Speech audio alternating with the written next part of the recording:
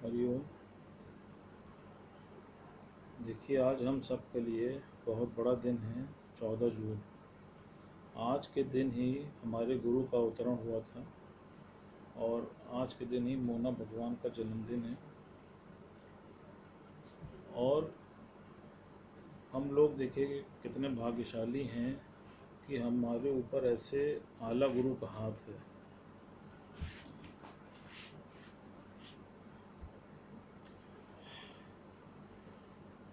मोना भगवान का अखंड यज्ञ देखिए चल रहा है और वो निरंतर जितना भी वो समय दे सकते हैं इस ज्ञान में, हम सबको उतना समय देते हैं। और सबसे बड़ी बात देखिए क्या है कि हमारे गुरु ने अपने को आध्यात्मिक क्षेत्र में तो सिद्ध करके दिखाया ही है, उसके साथ साथ आप देखिए खेल जगत में भी उन्होंने अपने को सिद्ध करके दिखाया है। वो राष्ट्रीय लेवल के हॉकी के प्लेयर भी रहे हैं। तो हम लोग सोचिए कितने परम भाग्यशाली हैं कि हम लोगों को ऐसा ऑलराउंडर गुरु मिला है जो हर क्षेत्र में सफल रहा है। तो हमारी और हम अपने सब सत्संग प्रेमियों की तरफ से मोना भगवान को उनके जन्मदिन की बहुत बहुत शुभकामनाएं देते हैं और परम पिता परमेश्वर से उनके उत्तम स्वास्थ्य की कामना करते हैं। परमात्मा से यही कामना है कि उनका स्वास्थ्य इसी प्रकार उत्तम बना रहे और उनका सानिध्य हम सबको इसी प्रकार मिलता रहे। एक बार फिर से मोना भगवान को जन्मदिन की बहुत बहुत शुभकामनाएं। देखिए, कल मोहनी माँ का शरीर शांत हुआ था तो हम लोग उनके उसमें जो है रसूलाबाद घाट गए। तो कल एक बड़ी मन में, जब वहाँ पर हम उपस्थित थे, तो एक तो होता है देखिए शमशानी वैराग, लेकिन मन में एक बड़ी अजीब सी स्थिति उत्पन्न हुई और ये भाव आया कि देखिए, ये तो सभी लोग जानते हैं कि अंतिम जो डेस्टिनी है वो तो वही है, लेकिन मन में ये एक भाव आ रहा था कि देखिए, इस अस्थिर संसार में मनुष्य को साउंड आ रहा है आप लोगों को? आपको सुनाई पड़ रहा है हमारी आवाज?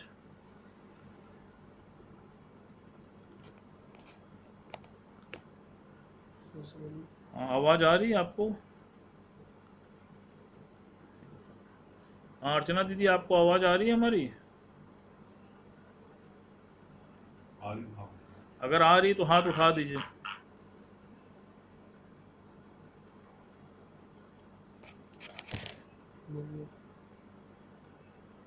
आवाज आ रही है भैया? हाँ आवाज आ रही है, हाथ उठाइए। आ रही है तो ठीक। हाँ, तो मन में यही एक भाव आ रहा था कि देखिए, इस अस्थिर संसार में मनुष्य हर चीज स्थिर चाहता है। जैसे आप सैलरी परमानेंट चाहते हैं, नौकरी परमानेंट चाहते हैं, मकान परमानेंट चाहते हैं, दुकान परमानेंट चाहते हैं, स्वास्थ्य वो भी चाहते हैं कि परमानेंट हमारा फिट रहे। कोई भी चीज आप अपने जीवन में अस्थिर नहीं चाहते हैं, अनपरमानेंट आप नहीं चाहते हैं, हर चीज को आप स्थिर चाहते हैं। और जबकि आप सोचिए कि आपका जीवन स्वयं स्थिर नहीं है, आप खुद कुछ अवधि के लिए ही इस धरती पे आए हैं, आप खुद अनपरमानेंट हैं, लेकिन चीजें सब आप परमानेंट रिक्वायर्ड करते हैं। हर चीज आप चाहते हैं कि ईश्वर हमको परमानेंट दे। ये कितनी बड़ी हमारी भूल है, आप ये सोचिए। गुरुजी बता रहे थे कि एक व्यक्ति पलंग बेचता था, तो किसी ने उससे पूछा कि भैया इसकी कितनी गारंटी है? तो उसने कहा कि पलंग की जो गारंटी है वो तो 20 साल की है, पर इस पे सोने वाले की तुम मुझको गारंटी बता दो। तो सोचिए, इसी प्रकार हमारे जीवन की अस्थिरता निरंतर बनी हुई है। हमको पता नहीं है कि कितनी चाबी भरी राम ने, कितना चले खिलौना। हमको इसका अनुमान नहीं है, लेकिन हम अपनी उन बहुमूल्य सांसों को ईश्वर में ना लगा करके उसको बाकी माया में लगाते हैं और उसी में बार बार खर्च करते हैं। तो भगवान ने बोला कि देखो, जैसे तुम इस गेस्ट हाउस में आते हो, तो इस गेस्ट हाउस में जब आते हो तो सोचो कि क्या वो गेस्ट हाउस में तुमको परमानेंट रहने के लिए दिया जाता है क्या? आप खुद ही सोचो भाई, किसी भी गेस्ट हाउस में आप जाते हो तो वहां पर कुछ दिनों के लिए आपको रहने की अनुमति दे दी जाती है। अब वहां पर जब आप रहने लगते हो तो क्या आप उस गेस्ट हाउस की व्यवस्था में लगते हो क्या? बल्कि उसमें आप जब रहते हो तो आप वहां पर रह करके आनंद उठाने की चेष्टा करते हो। ठीक इसी प्रकार भगवान ने तुमको अपने इस संसार रूपी गेस्ट हाउस में भेजा है कि तुम यहां पर आए हो, इसका भ्रमण करो, आनंद उठाओ और ईश्वर को प्राप्त कर लो। लेकिन तुम ये सब चीजों को ना करके तुम क्या करते हो? तुम इसकी व्यवस्था बनाने में लग जाते हो। तो अब आप बताइए कि व्यवस्था बनाने से क्या फायदा जब तुमको वहां पे रहना ही नहीं है? बस इतनी सी भूल हमसे जीवन में हो जाती है। तो इसलिए भगवान ने बोला, कहा कि ये जो पूरी सृष्टि है ये ईश्वर ने तुम्हारे लिए ही रची है और तुम्हारे आनंद के लिए ही इसकी रचना की गई है। तुम इसका खूब आनंद से भ्रमण करो, लेकिन कुछ भी संचय करने में मत लगो। क्यों? क्योंकि अगर तुम संचय करने में लग गए तो फिर क्या होगा कि तुम्हारी हर छोटी छोटी चीजों में आसक्ति होती चली जाएगी, और जैसी आसक्ति होती है तो देखिए जब मृत्यु होती है तो उसी के अनुरूप फिर आपको जन्म मिलता है। तो इसीलिए भगवान का कहना था कि ये जो पूरा संसार है ये उस प्रभु का गेस्ट हाउस है और तुम इस गेस्ट हाउस में अतिथि हो। तो अपने को एज ए गेस्ट समझो इस धरती पे। तो तुम जब अपने को एज ए गेस्ट समझोगे तो क्या तुम कुछ भी संचय करने की चेष्टा करोगे क्या? और फिर उससे बड़ी बात देखिए मजेदार क्या है कि अगर तुमको परमानेंट चीजों का शौक है और तुम चाहते हो कि परमानेंट चीज ही तुमको मिले, तो सोचो धरती पे परमानेंट है क्या? धरती पे परमानेंट सिर्फ एक चीज है, वो है गॉड। अब अगर तुमको वो परमानेंट चीज की आवश्यकता है तो तुम उस गॉड को क्यों नहीं पकड़ते हो? तुम क्यों निर्जीव चीजों को पकड़ते हो? क्यों ऐसे लोगों का साथ पकड़ते हो जो आगे चल के छूट जाने वाला है? आप ये सोचो, अपने से बात करो कि अगर तुमको परमानेंट ही पकड़ना है तो तुम गॉड को क्यों नहीं पकड़ लेते हो? क्यों नहीं उसको अपने घर में बैठा लेते हो? क्यों? क्योंकि किसी भी परिस्थिति में, किसी भी काल में, हर काल में ईश्वर ही तो तुम्हारे साथ है। तो अब आप सोचिए कि ईश्वर बैठता कहाँ है। अब इस पे आइए आप। आपके घर में अगर कोई गेस्ट आता है तो आप उसको कहाँ बैठाते हैं? आप उसको क्या अपने स्टोर रूम में बैठाते हैं? क्या आप उसको बाथरूम में बैठाते हैं? क्या आप उसको बेडरूम में बैठाते हैं? आप उसको अपने ड्राइंग रूम में बैठाते हैं, जो कि सबसे अच्छा सुसज्जित तौर पे सजा होता है। और कोशिश ये होती है कि हमेशा उसको साफ सुथरा रखें कि पता नहीं कब कौन सा गेस्ट आ जाए। तो ठीक इसी प्रकार परमात्मा जब आपके हृदय में वास करेगा तो वो कब करेगा? जब आपके हृदय में उस ड्राइंग रूम की तरह साफ सफाई बनी रहेगी। अब आपके हृदय में क्या है? चोरी है, ठगी है, बेईमानी है, घृणा है, कलेश है, क्रोध है। तो क्या परमात्मा वहां पर वास करेगा क्या? आप अपने आप से बात करिए। परमात्मा तो स्वच्छ जगह पे ही बैठेगा ना।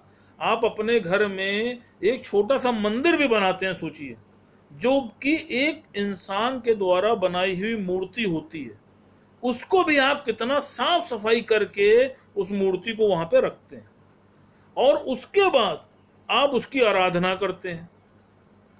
तो अब आप सोचिए कि वो तो महज एक मूर्ति है, लेकिन साक्षात परमात्मा को आप अपने घट में चाहते हैं कि वो विराजमान हो जाए, तो क्या उसके लिए अपने मन की सफाई नहीं करनी पड़ेगी?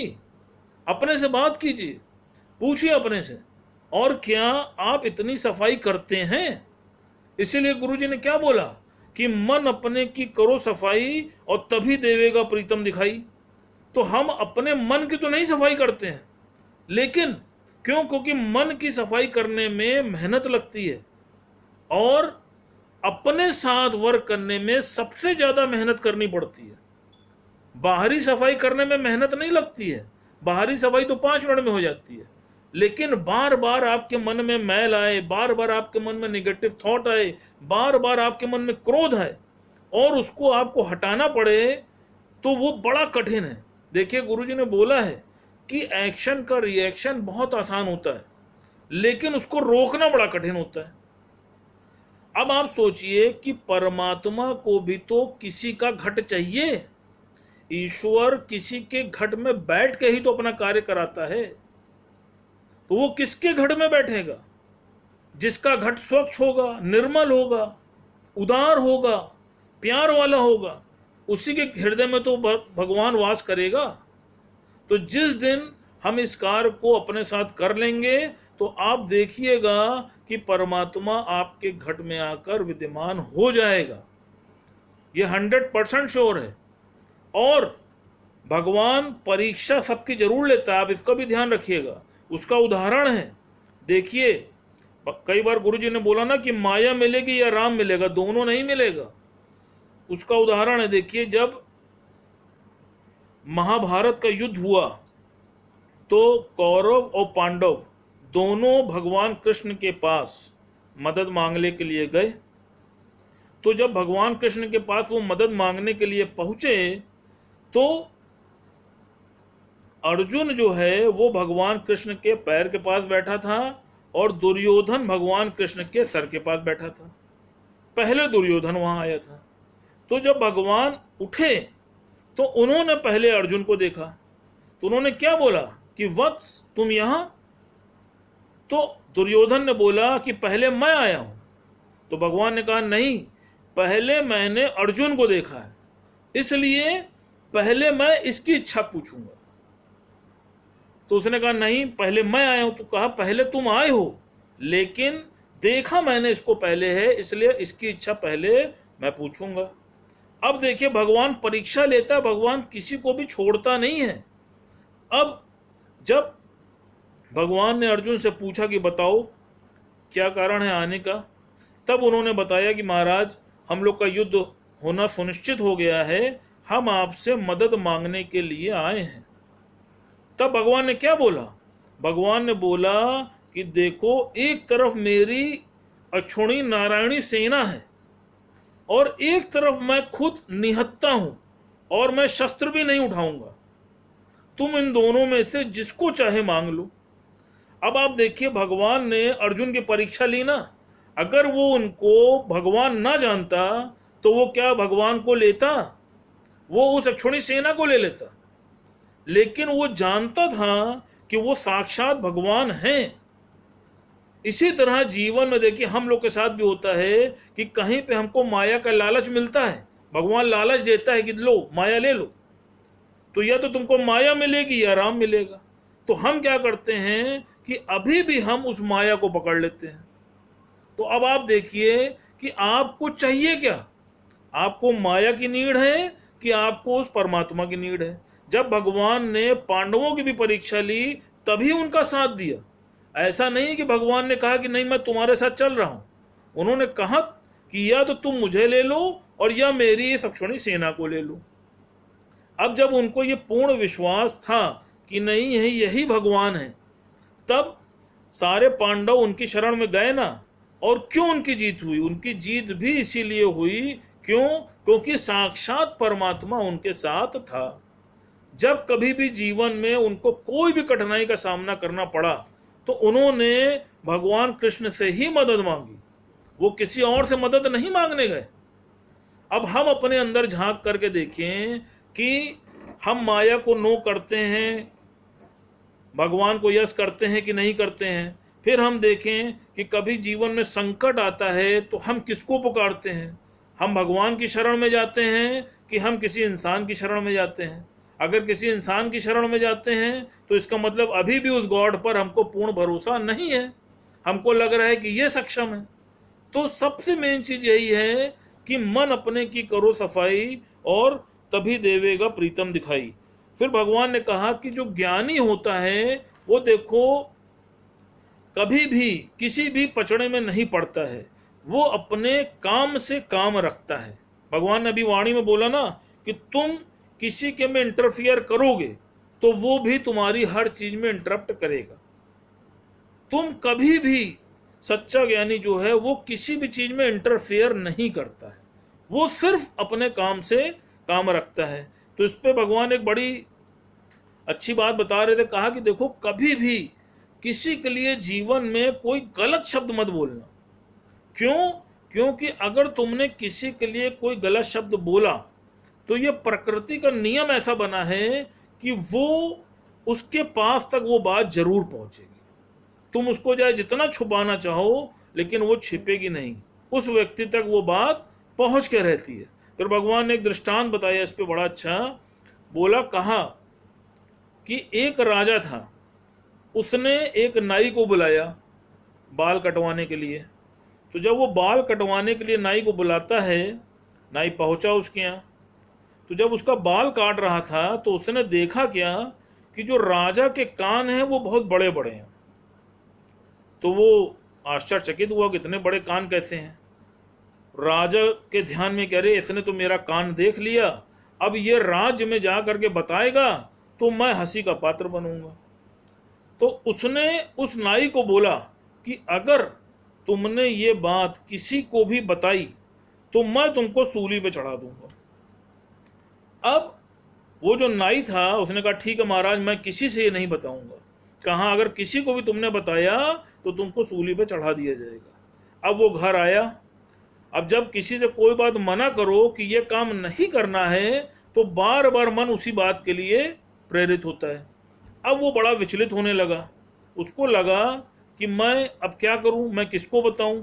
उसको बेचैनी होने लगी, उसका पेट फूलने लगा। तो वो बड़ा परेशान कि भाई मैं किसी को बता भी नहीं सकता, और अगर मैंने किसी को बताया तो मैं सूली पे चढ़ा दिया जाऊंगा। तो ये बड़ी विषम परिस्थिति हो गई। तो उसकी पत्नी ने उससे पूछा कि क्या बात है, क्यों तुम इतना परेशान हो, क्यों इतनी विक्षेपता में हो।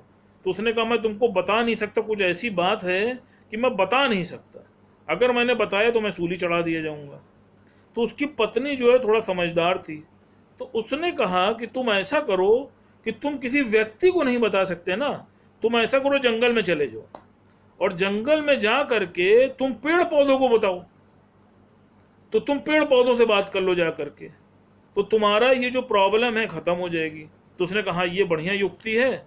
वो चला गया आपके जंगल में, और जंगल में जा करके उसने पेड़ पौधों के सामने यही बात जोर जोर से चिल्ला के कही कि राजा के कान बड़े हैं, राजा के कान बड़े हैं, राजा के कान बड़े हैं। ये खूब जोर जोर चिल्ला के कहा। तो जब चिल्ला के कहा तो उसके अंदर की जो गैस थी वो खत्म हो गई और उसका स्वास्थ्य ठीक हो गया। वो अपने घर वापस चला आया। कुछ दिन के बाद राजमहल में कुछ आयोजन था संगीत का। तो जब संगीत का आयोजन था तो सब जितने भी वहां के संगीतकार थे वो सब वहां पर आए, और जब ढोल ताशा और ये जितनी भी चीजें जब बजनी शुरू हुई, तबला सारंगी, तो उसके अंदर से जोर जोर से आवाज निकलने लगी कि राजा के कान बड़े हैं, राजा के कान बड़े हैं, राजा के कान बड़े हैं। तो वो राजा बड़ा आश्चर्यचकित हुआ कि ये आवाज कहां से आ रही है और ये कैसे पता चला। तो फिर उसको बुलाया गया, क्योंकि वो जानता था कि वो तो सिर्फ नाई को पता है। तो नाई को वहां पे उपस्थित किया गया। तब जब उपस्थित किया गया तब उसने ये सारा भेद खोला। कहा कि देखिए महाराज ये प्रॉब्लम थी और मैंने जंगल में जा करके ये सारी बातें ऐसे ऐसे बोली थी, इस वजह से ये जो सारंगी है, ये जो तबला है, इसमें वहां पर जो लकड़ियां थी उस लकड़ी से ये सारंगी बनी है, ये तबला बजा है और उसमें से ये आवाज निकल रही है। तो इसीलिए गुरु जी ने इसका सिद्धांत बताया, कहा कि देखो कभी भी, अब कभी भी तुम किसी के प्रति भी गलत धारणा मत रखो, गलत आस्था मत रखो, गलत मत बोलो। क्यों? क्योंकि देखो वो किसी मनुष्य के मुख से नहीं बोल पाई, तो वो उस लकड़ी के अंदर जब वो सारंगी बनी तो सारंगी से आवाज आने लगी। तो कभी भी प्रकृति तुमको नहीं माफ करती।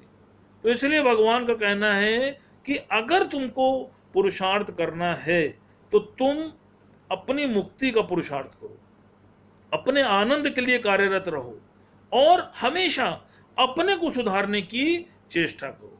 क्यों? क्योंकि तुम अपने को सुधारोगे, अपने साथ मेहनत करोगे, तो तुमको जरूर वो मुकाम हासिल हो जाएगा। ठीक है? हरि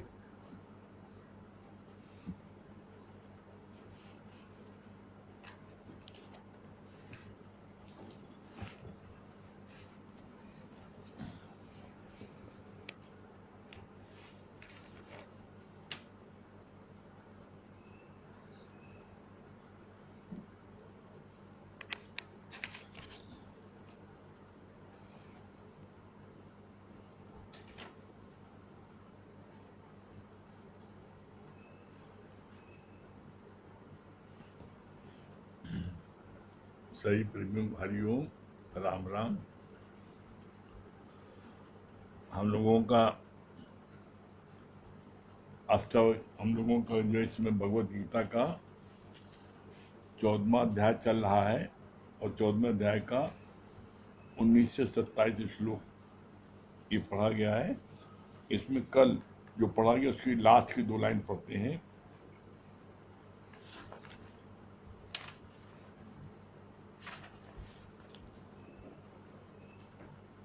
दादा भगवान मुंडन मुनि गए बुढ़ा आश्रम में, तो वहां उन्होंने कहा कि तुम बुढ़े हुए हो, इसमें तुम्हारा दोष है, क्योंकि तुमने गीता का ज्ञान नहीं समझा है। कल यहाँ तक हुआ था। इसके आगे आज क्या बोला भगवान ने? जो तुमको करना है वो आज ही तू कर ले, कल शायद तुम्हारे मन इंद्रियों की शक्तियां क्षीण हो जाएं। जैसे जैसे तुम बड़े होते जाओगे तुम्हारे संस्कार वैसे वैसे पक्के होते जाएंगे। ये बहुत ही इंपॉर्टेंट बात भगवान ने बोली। बोला जो तुमको करना है वो आज ही तू कर ले। क्यों? क्योंकि जैसे जैसे आपकी उम्र बढ़ती जाएगी वैसे वैसे आपके अंदर में कार्य क्षमता कम होती जाएगी, आपकी जो इंद्रियां शिथिल होती जाएंगी। तो बोला आज तुमको सत्संग में आना है। गुरु के वचन जो अमृत वाणी चलती है, अभी आपके अंदर ग्रैपिंग पावर है, आप कुछ सुनते हो आपको याद हो जाती है, आप गुरु के कार्य कर सकते हो। आप अभी ज्ञान आप ले लोगे तो आपका क्या है, जीते जी आपको मुक्ति मिलेगी। क्यों? ज्ञान लेने के बाद में आपका रहना उठना बैठना खाना पीना सब आपका जो है बहुत अच्छा हो जाएगा। और यदि यही ज्ञान आपने सोचा अभी धन कमा लें और इसको हम बढ़ोतरी मिलेंगे, तो उस समय तुम्हारी इंद्रियां इतनी जड़वत हो जाएंगी, इतनी इतनी जो है वो हो जाएंगी कि उसमें कोई बात असर करेगी नहीं। आप कितना भी याद करने की कोशिश करो आपको याद नहीं होगी कोई चीज। छोटपन में बचपन में बच्चे लोगों की हर चीज याद हो जाती है बड़ी जल्दी। ओल्ड एज में वो चीज ला के याद करना चाहो नहीं याद होगी। तो बोला ऐसे में गुरु का ज्ञान जो अमृत वचन है, वो अमृत वचन अभी आप ले लोगे तो आपको जीवन पर्यंत काम आएगा। कैसे? इसका भगवान ने बड़ा सुंदर इसका जवाब दिया।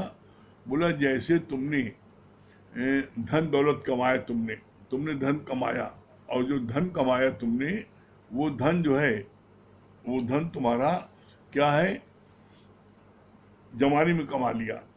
तो उस धन को तुम उसका उपयोग अच्छे से करोगे, तुम अच्छे से घूमोगे खाओगे पहनोगे, सब काम कर सकते, धन का अच्छा उपयोग कर सकते हो। और वही धन तुमको जो है बढ़ोतरी मिला, अब तुम्हारे चलने में शक्ति नहीं है, खाने पीने को ये हजम नहीं हो रहा है, तो तुम उस धन का उपयोग नहीं कर पाओगे। इसी तरीके से ज्ञान धन, भगवान ने कहा ज्ञान धन इकट्ठा कर लो। क्यों इकट्ठा कर लो? क्योंकि इस संसार में कोई व्यक्ति ऐसा नहीं है जिसके जीवन में विपरीत परिस्थिति ना आए, या आपके जीवन मरण, कोई व्यक्ति घर में किसी की मृत्यु न हो, कोई बीमार न पड़े, कोई मुसीबत में ना आए, ऐसा असंभव है। हर व्यक्ति के जीवन में दुख तकलीफ आना स्वाभाविक है। किसी के ऊपर आ चुकी है, किसी के ऊपर है और किसी के ऊपर आएगी। अगर ज्ञान धन आपने इकट्ठा कर लिया है तो कितनी भी विपरीत परिस्थिति आपके जीवन में आएगी, आप कभी उन परिस्थितियों में फेल नहीं होगे, कभी आप डिप्रेशन में नहीं आओगे, कभी आप हताश नहीं होगे, कभी आप मायूस होकर सुसाइड नहीं करोगे। क्यों? क्योंकि यहाँ पर गुरु ने गीता में सारे प्रश्नों का हल कर दिया है। और जितनी अधिक कोई समस्या आती है वो व्यक्ति उतना अधिक स्ट्रांग होता है। क्यों? क्योंकि यहाँ पर गुरु के ज्ञान से वो हर स्टेप और ऊंचा बढ़ता जाता है। तो इसलिए बोला गया इसको जो है जवानी में इस ज्ञान को ले लोगे तो तुमको वो फायदा करेगा। ये ज्ञान धन इकट्ठा करो। क्यों इकट्ठा करो? क्यों ज्ञान धन तुम्हारी रक्षा करेगा भविष्य में, और धन इकट्ठा करोगे तो धन की चौकीदारी तुमको करनी पड़ेगी। फर्क ये है। फिर आगे बोला, एक बार एक अमीर व्यक्ति के घर में आग लग गई। उसने झट से अपने मित्रों और पड़ोसियों को बुलाया और सारा सामान घर का बाहर निकाल लिया, पर उसका इकलौता बेटा वहीं जलकर राख हो गया। उसी बेटे के लिए ही तो पूंजी जमा एकत्रित की थी। तात्पर्य ये कि अपनी आत्मा को तो दुष्कर्मों के द्वारा हम जलाकर राख कर देते हैं। जगत के सारे पदार्थों को एकत्रित करके रखते जाती हैं। जगत के सारे पदार्थों को, भौतिक सुखों के सारी चीजों को इकट्ठा करते जाते हैं, लेकिन अपनी आत्मा का हनन कर देते हैं। उसको बोला उसको मार देते हैं और उसको राख कर देते हैं। तो बोला जब तुमने अपनी आत्मा को मार दिया तो फिर तुम दुनिया के सारी चीजें इकट्ठा कर लो, सारी संपदा इकट्ठा कर लो, उसके बावजूद आपके मन में शांति नहीं मिलेगी। क्यों? दुनिया के सारे पदार्थों में शांति नहीं है। और जीवन का लक्ष्य क्या है? The aim of life is peace of mind. धिक्कार वो कर्म जिससे न होवे मन शांत। जिस कर्म को करने पर आपका मन आपको धिक्कारता है वो कर्म नहीं करो, बस सीधी सी बात है। बोला क्यों? क्योंकि बोला तुम्हारे जीवन का लक्ष्य क्या है? लक्ष्य है शांति। तो देखो जिस कर्म में तुम्हें शांति मिले वो करते जाओ, तो उससे क्या होगा? तुम्हारी शांति की अवस्था बढ़ती जाएगी और एक समय ऐसा आएगा कि तुम्हें क्या है, तुम्हें पूर्ण शांति। पूर्ण शांति का मतलब क्या होता है? निर्विचार समाधि। आपके मन में कोई विचार ही नहीं चलेगा। जो हो रहा है बहुत अच्छा हो रहा है, जो हो रहा है बहुत अच्छा हो रहा है। आप हर समय अच्छा ही सोचो। क्यों? क्योंकि आपकी दृष्टि बदल जाएगी। बदल इसलिए जाएगी कि भगवान ने जो किया बहुत अच्छा किया। फिर आगे बोला कि उस लड़का, उसका इकलौता लड़का जल के राख हो गया, सारा सामान बाहर निकाल लिया। तो उसी लड़के के लिए तो सारे सामान इकट्ठा किया था तुमने, अब किसके लिए सामान क्या काम आएगा? इसी तरीके से बोला कि तुम दुनिया की सब चीज इकट्ठा कर लो, लेकिन अपनी आत्मा में, अपने तुम मन के जिस चीज में तुम्हारा मन तुम्हें धिक्कारता है और तुम वो काम करते हो, तो बोला अपनी आत्मा को तुमने मार दिया। फिर बोला बड़ी अच्छी बात, एक राजा दूसरे देश पर आक्रमण करने जा रहा था। रानी को पता चला तो उसने राजा की थाली में सोने की रोटियां और गिलास में खून रखा। राजा क्रोधित हुआ और कहा, क्या मैं ये खाऊंगा? तो रानी ने कहा, यही तो तुम करने जा रहे हो। सोने और चांदी के चंद टुकड़ों के लिए तो तुम कितने खून और करोगे। मनुष्य भी लोभ और हवस के अधीन होकर दुष्कर्म में प्रवृत्त होता है।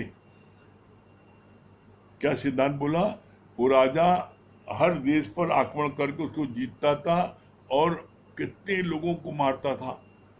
मार करके क्या है, अपने राज को बढ़ाना और धन दौलत इकट्ठा करना। तो रानी समझदार थी।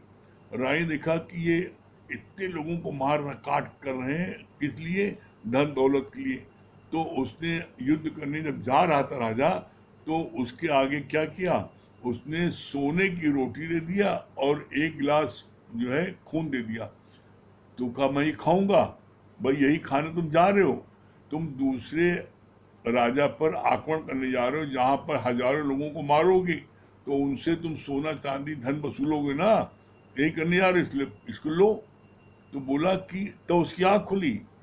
उसने कहा हाँ ये बात सही है, अरे मैं खाना 2 रोटी है और हम इतना लोगों को मार रहे हैं, काट रहे हैं। तो ऐसे बोला कि ये हवस जो है बिना ज्ञान के नहीं जाती। कितना भी आप पूजा पाठ कर लो, जब तक कर लो, साधन कर लो, व्रत रख लो, दान पुण्य कर लो, लेकिन ये हवस जाती है ज्ञान से। पैसे को लोभ जाता है ज्ञान से, इसीलिए कहा जाता है ये ज्ञान। और ज्ञान सब ज्ञानड़ी, ब्रह्म ज्ञान के ज्ञान, जैसे गोला तोप का साफ करे मैदान।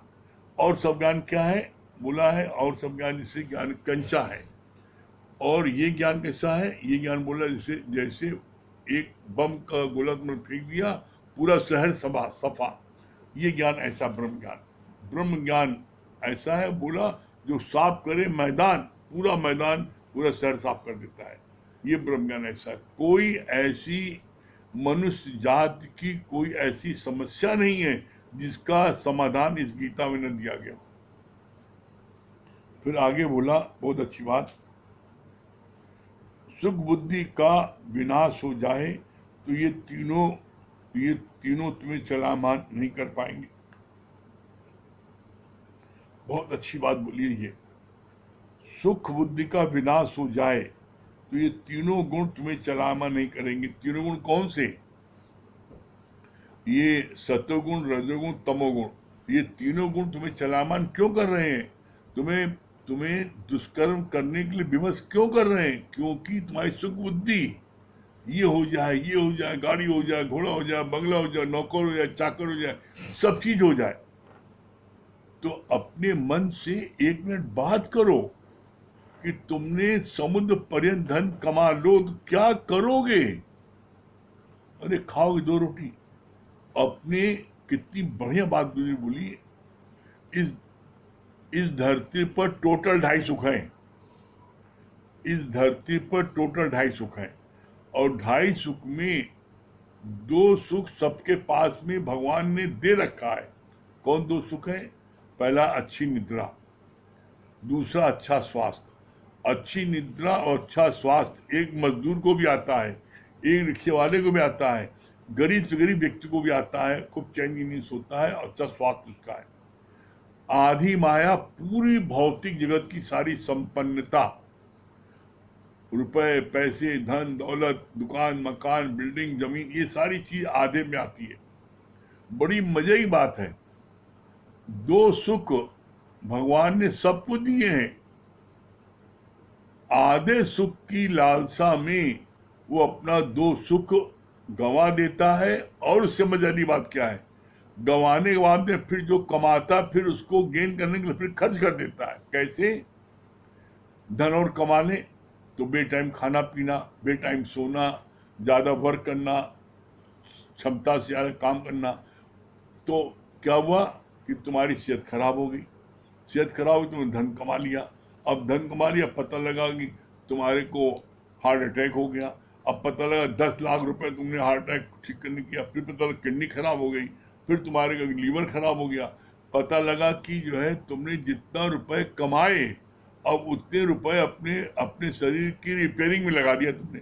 और मिला क्या बताओ? क्या मिला? फिर वही 0 चौराहे में खड़े हो गए, जहां खड़े थे फिर खड़े हो गए, लेकिन तुमने अपनी सारी सेहत गंवा दी। और एक बात अपने जीवन के अनुभव से आपको कह रहे हैं, जिस समय शरीर में कष्ट होता है उस समय दुनिया की कोई चीज अच्छी नहीं लगती शरीर से। अभी आप ज्ञान सुन रहे हो, ये कहा जरूर जाता है बार बार कि तू दे नहीं, तू आत्मा है। ये कहा जाता है रोज, कहो मैं ब्रह्म हूं, मैं ब्रह्म हूं, ये सबसे बड़ा जाप है, और मैं जीव जीव हूं सबसे बड़ा पाप है। लेकिन क्या आप अपने देश उपराम हो गए? अरे देश उपराम होता है ब्रह्म ज्ञानी। अभी आप देह में हो, देह का कोई भी कष्ट आपको व्याकुल कर देगा। जिसमें कोई कष्ट होता है आप उसमें कितने व्याकुल हो जाते हो। उस समय आपका जो सबसे प्रिय, जो जिसको बोलते हैं ना मूल से ब्याज ज्यादा प्यारा, पोता भी अगर आपके पेट पर आके खेलेगा और पेट में दर्द हो रहा है तो आप उसको ढकेल दोगे, हटो मर रहे हैं तुम, यहाँ पर चढ़ गए मेरे पेट पर। सबसे ज्यादा ये अहो माया शरीर है ये। तो इस शरीर को स्वस्थ रखने के लिए जरूरी है कि आप नियम से खाओ पियो सो, तो आपको शरीर स्वस्थ रहेगा। और जब शरीर स्वस्थ रहेगा तो आपका मन भी स्वस्थ होगा। बोला स्वस्थ मन में स्वस्थ शरीर रहता है और स्वस्थ तन में स्वस्थ मन रहता है। ऐसा नहीं कि आप सोचो कि हम जो चाहे करें और हमारा शरीर ठीक रहे, ऐसा नहीं। आप मॉर्निंग में मॉर्निंग वॉक करो, योगा करो, समय से खाओ, समय से खो सो, तो आपका जो भगवान ने दो सुख दिया है वो तो पक्का मिलेगा। फिर आगे बोला कि जो कुछ भी हम करते हैं गलत काम, बोला सुख बुद्धि के कारण करते हैं, तो सुख बुद्धि का विनाश हो जाए तो सारा चक्कर खत्म हो जाए। फिर बोला तुम्हारे जीवन का उद्देश्य क्या है? Peace of mind. तो अब देखो कि तुम जिस चीज से आपका मन शांत होता है वो कर्म कर रहे हो, कि आप जो जिस चीज से आपका मन अशांत होता है वो कर्म कर रहे हो। फिर आगे बोला जाग ले मन जाग ले, कहाँ गाफिल सोया। अपने से पूछो कि तुम कर्मों के प्रति सावधान हो। मन वाणी और इंद्रियों का तप इस राह के लिए जरूरी है। कितनी सुंदर बात बोली कि तुम कोई भी कर्म करने के पहले दो बार जरूर सोचो कि ये कर्म जो मैं कर रहा हूं क्या इससे मेरी उन्नत होगी या मेरी गिरावट होगी। अगर उन्नत होती है तो करो, और गिरावट होती है तो कभी किसी कीमत पर नहीं करो। बोला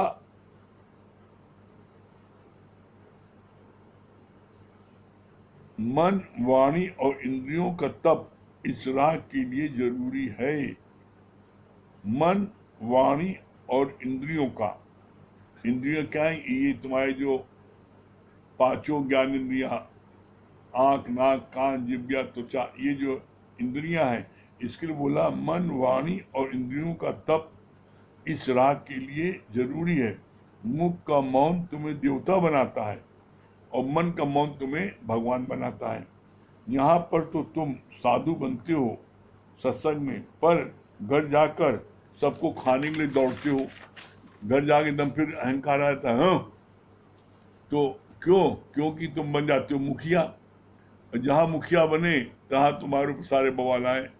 गुरु ने क्या बोला? बी लाइक ए चाइल्ड, बच्चे बन जाओ, बच्चे बन जाओ, सारे बवाल से छूट जाओगे। फिर आगे बोला ज्ञानी प्रवृत्ति में चाहे निवृत्ति में एक रस रहता है। एक बच्चे ने कहा अपने दादा से कि माँ कहती है तुम अर्जुन जैसे बनो। अर्जुन की सहायता तो कृष्ण ने की, मेरा मार्गदर्शन कौन करेगा? तो दादा ने कहा परमात्मा तो आज भी 1000 रूपों में सहायता करता है, केवल तुम उसकी कृपा के ग्रहण करने की क्षमता धारण करो।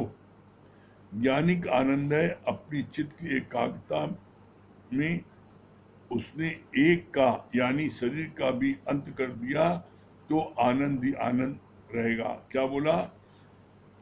जब तुम अपने शरीर से उपराम हो जाओगे तो आनंद ही आनंद रहेगा इसमें। फिर क्या बोला भगवान ने कि कितनी अच्छी बात बोली। एक बच्चा जो है उसने कहा कि मम्मी कहती है कि अर्जुन बनो, तो अर्जुन की सहायता किसने की? तो मेरी सहायता कौन करेगा? तो कितना सुंदर जवाब दिया, अरे भगवान 1000 रूपों में आज भी तुम्हारी सहायता कर रहा है। तुम्हारा खाना कौन हजम कर रहा है? तुमको अच्छी नींद कौन दे रहा है? तुम्हारा स्वास्थ्य कौन कर रहा है? अरे सब सब कुछ भगवान कर रहा है, तो अपनी मैं बीच में कर दे रहे हो। है? अगर आज भगवान शक्ति न दे तो क्या आप जो है, आप कोई एक एक चम्मच पानी पी सकते हो? जब व्यक्ति भगवान से कनेक्शन कट हो जाता है, मुर्दा हो जाता है, तो एक चम्मच पानी नहीं आता मुख में। तो किसकी कृपा से हो रहा है सब काम? इसलिए कहते हैं करते हो तुम कन्हैया मेरा नाम हो रहा है? ये बात जान लो कि जो कुछ भी हो रहा है वो गुरु की कृपा से, परमात्मा की शक्ति से हो रहा है।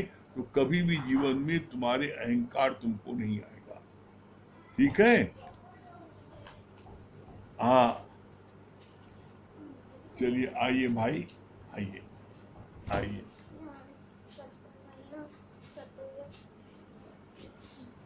चलिए देखिए, हमारे सत्य भैया जो है भजन सुनाए जा रहे हैं। हमारे सत्य भैया और आ जाइए, छोटे भगवान जी। एक मिनट,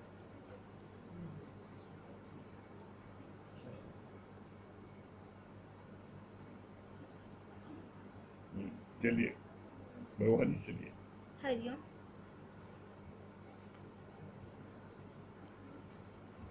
गुरु ब्रह्मा गुरु विष्णु गुरुदेवो महेश्वरा, गुरु साक्षात् ब्रह्म तस्मै श्री गुरुवे नमः। श्री कृष्ण गोविंद हरे मुरारी, हे नाथ नारायण वासुदेवा। श्री कृष्ण गोविंद हरे मुरारी, हे नाथ नारायण वासुदेवा।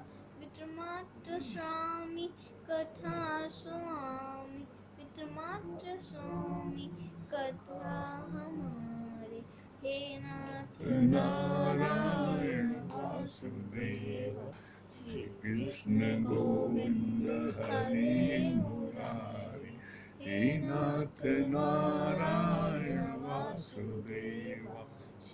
कृष्ण गोविंद हरे, हे नाथ नारायण वासुदेवा। वेरी गुड, बहुत सुंदर, बहुत बढ़िया भैया। चलिए, हाँ अनु भैया।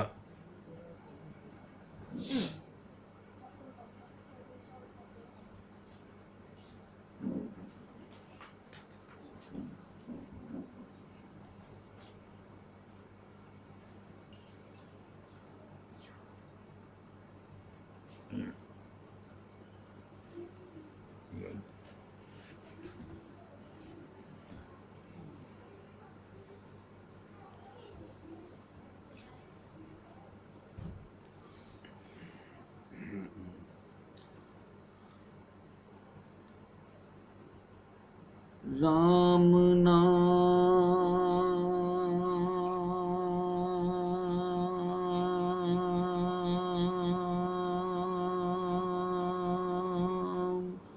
सोही जानिए,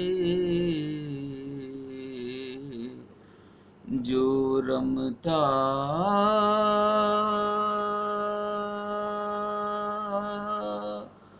सकल जहान।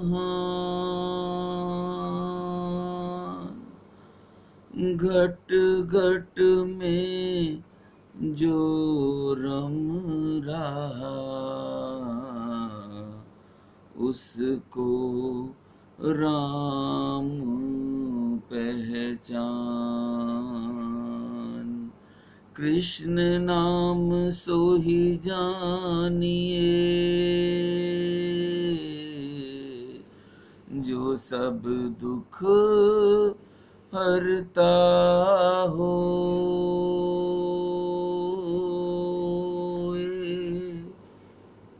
अगन बुझा दे तन की, सब सुख करता होए। तेरा राम जी करेंगे बेड़ा पार, उदासी मन काहे को करे। तेरा राम जी करेंगे बेड़ा पार, उदासी मन काहे को करे। काहे को डरे रे, काहे को डरे, काहे को डरे, काहे को डरे रे, काहे को डरे। तेरा राम जी करेंगे बेड़ा पार, उदासी मन काहे को करे। तेरा राम जी हाथों में पतवार, उसी के काबू में मझधार, उसी के काबू में काबू में मझधार, उसी के हाथों में पतवार, उसी के। तेरी हार भी नहीं है तेरी हार, उदासी मन काहे को करे। तेरा राम जी करेंगे बेड़ा पार, उदासी मन काहे को करे। तेरा राम जी सहज किनारा मिल जाएगा,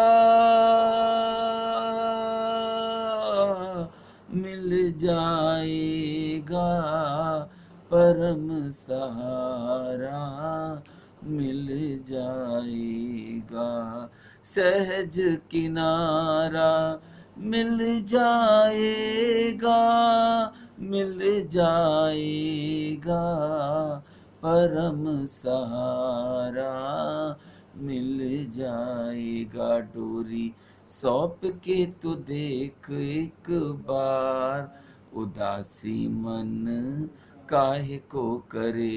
तेरा राम जी करेंगे बेड़ा पार, उदासी मन काहे को करे। काहे को डरे, काहे को डरे रे, काहे को डरे। तेरा राम जी करेंगे बेड़ा पार, उदासी मन काहे को डरे। तेरा राम जी करेंगे बेड़ा पार, उदासी मन काहे को डरे। काहे को डरे रे, काहे को डरे। बहुत सुंदर। सुशीला जी, हाँ सुशीला जी।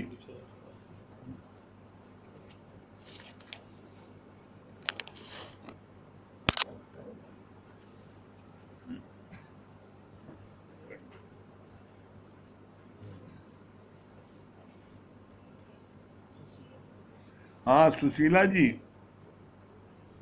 हरिओम गुरुजी। हाँ हरिओम।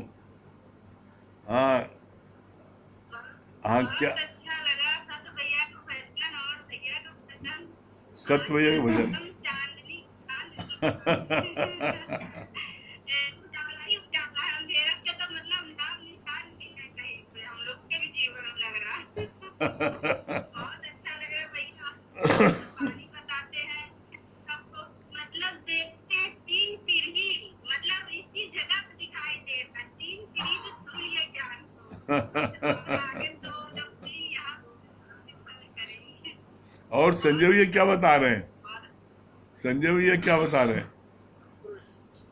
बहुत अच्छा अमित भैया, इतना आज बढ़िया क्लियर किए पानी जो है कि पलंग तो चाहे जितना महंगा ले लो, कितनी गारंटी हो, सोने वाले की क्या गारंटी है? कोई गारंटी नहीं। बहुत अच्छी वाणी। बाकी वो राजा की कान वाली भी कितना अच्छा क्लियर किया आपने। बहुत अच्छा लगता है ये सब कहानी सुन करके, बिल्कुल नया नया ये ध्यान पे ध्यान बता करके, और इतना हम लोग तो ऐसा लग रहा है बिल्कुल स्थिरता आ गया है जीवन में कि जिसका बता नहीं सकते। चलिए सुशीला जी, भैया जो है हाँ, हम लोग भैया रोज तैयारी करते हैं, हम लोग को लगता है भैया ही सुनाते हैं। चलिए आप भजन सुना दीजिए।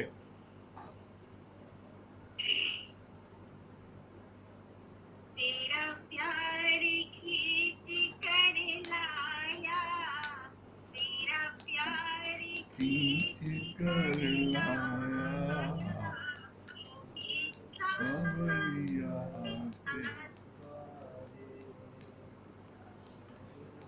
आवाज नहीं आ रही है ठीक से। सुशीला जी आवाज नहीं आ रही है।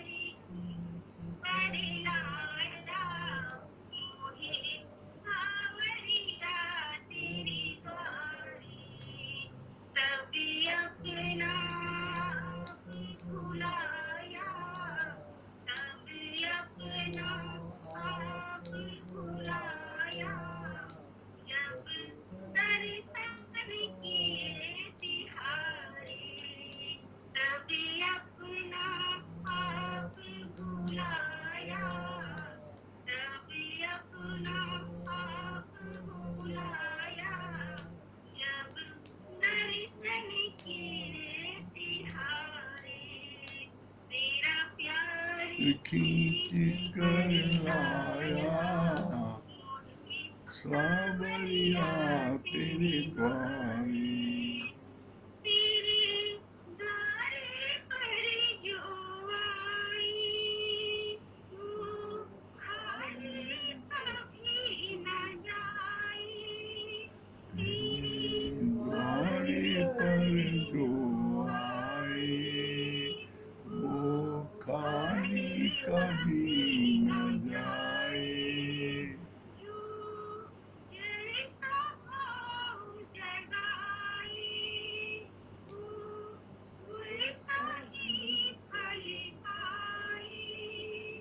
जो जैसा भाव जगाए।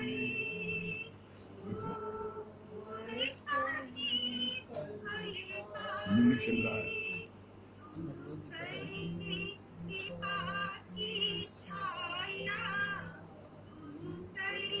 कृपा की छाया गगन सवारी। कृपा की छाया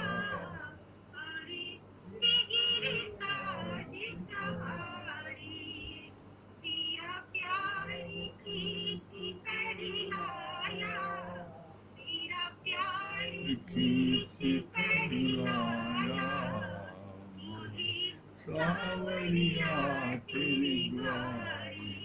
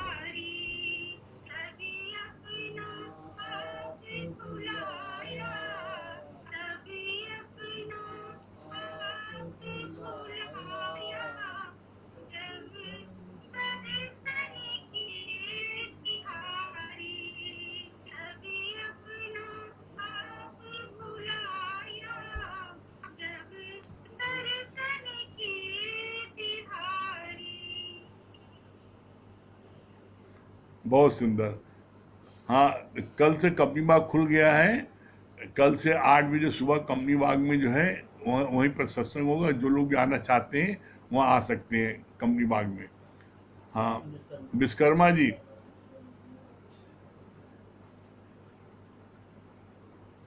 हरिओम भगवान। हाँ, हरिओम। क्या बोले विश्वकर्मा जी? बहुत बढ़िया आपने बताया कि जब शरीर में कष्ट होता है तो 1 मिनट में सारी आप पहले एक कायम ब्रह्म ज्ञान सुनते हैं, ब्रह्म ब्रह्म है, लेकिन 1 मिनट भी बर्दाश्त नहीं होता, हाँ 1% भी उपराम नहीं हो पाते हैं, काम हो जाए और बहुत कष्ट होता है। हाँ तो इससे अच्छा है कि हम शरीर को इस लायक बनाएं कि वो हाँ कष्ट न करना पड़े। हाँ, बहुत ये बात सुंदर, तो अच्छी लगी। बहुत हम सुंदर। रोज चाले घूमना जरूर। हाँ, बहुत अच्छा। हाँ, दारा सिंह। हरिओम। हरिओम। कल से कंपनी बाग सब लोग आइएगा। हाँ, दारा सिंह।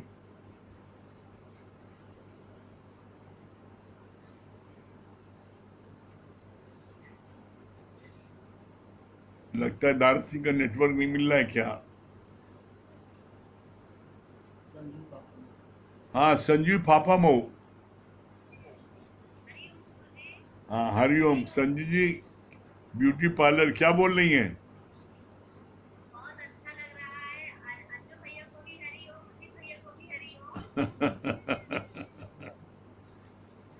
बहुत अच्छा लगता है अंजू भैया का भजन और अमित भैया का वाणी। इतना हाँ, मन को अच्छी लगती है, सबको इतना अच्छा लगता है। नई नई नित्य वाणी, नए नए नित्य भजन सुनने को मिलता है, बहुत अच्छा लगता है। और सबसे ज्यादा अच्छा लगा कि जब हमारे ऊपर कोई भी संकट आता है तो हम किसको याद करते हैं, बहुत अच्छा लगा। हम गुरु भगवान को याद करते हैं, माया को नहीं याद करते। ये बात सही है, चाहे जितना भी माया हो, हाँ, पर उस समय हम हर संकट में सिर्फ भगवान को याद करते हैं। अब तो हम लोग बहुत बड़े भाग्यशाली हैं क्योंकि 24 घंटा भगवान हाँ। ये दारा सिंह आ गए। हाँ, दारा सिंह बोलिए। हाँ जी बताइए। हाँ। वो बहुत अच्छा आपने बताया जो है जिस काम जिसमें हमारा मन धिक्कारे वो काय को करना खत्म कर दो। हाँ बहुत अच्छा जी। हाँ, दारा सिंह की तारा क्या बता रही है? क्या बता रहे भैया? हाँ। अच्छा, कल से कंपनी बाग सब लोग आइएगा। कल से कंपनी बाग सुबह 8 बजे। अच्छी बात है, हाँ, ठीक है। अच्छी बात है। हाँ ठीक है। हाँ, और कौन है? बहुत हाँ, कृपा शंकर जी।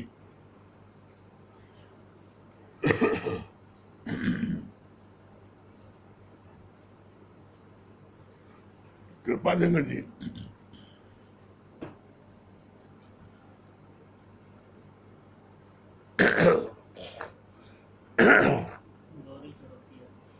गौरी चौरसिया।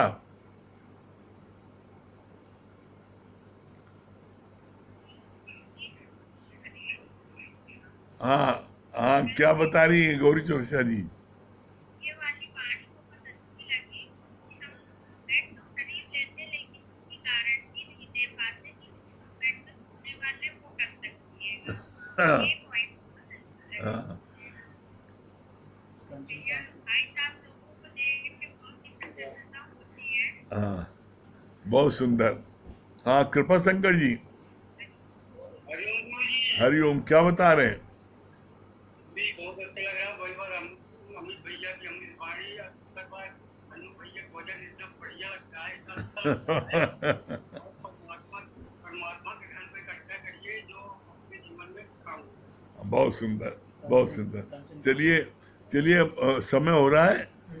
कल से कंपनी बाग में 8 बजे से वहाँ जो लोग आना चाह सकते हैं, चलिए ओम को जाप कर लें।